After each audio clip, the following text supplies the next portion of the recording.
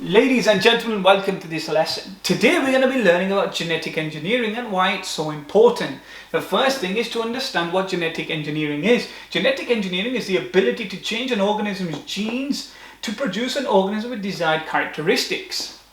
Now, in third world countries, they've got a big problem with vitamin A deficiency. Now, as you guys can see here, 125 million children suffer from vitamin A deficiency. It causes blindness and even death. So this is a big issue. However, in third world countries, they do have a surplus supply of rice. That's that stable diet. So what companies out there, genetically modified companies like Monsanto, have done is re-engineered that rice in order to contain the building blocks to produce vitamin A. It's a fantastic concept with a potential growth in income as well. Now, as you know, diabetes 1 and 2 is very prevalent. And of course, we need a surplus supply of insulin. Now, how is this insulin produced? Again, through genetically engineered bacteria, through genetic modification. You look at this picture and it's a bit too confusing, but I'm going to break it down for you.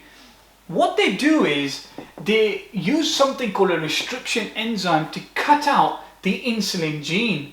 They then get a bacteria and cut out the plasmid. Now, bacteria don't have a nucleus, they're prokaryotic. What they do have is circular DNA. They again use a restriction enzyme to cut part A out. They then join this insulin gene, the required insulin gene, they cut that out and they place it within where it says A.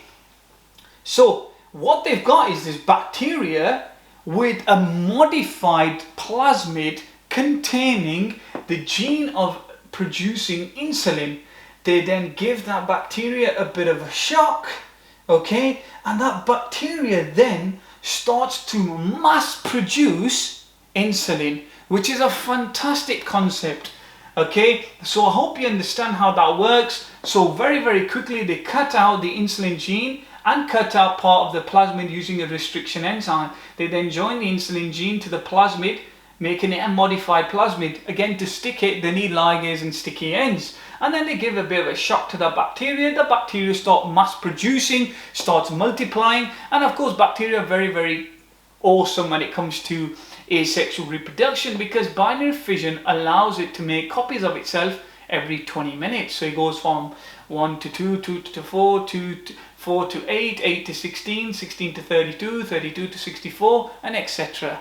Okay, so I hope you understand that concept, that genetic engineering is a cool concept. However, there are its drawbacks. But thank you very much for watching this video. Please like and subscribe, and peace out.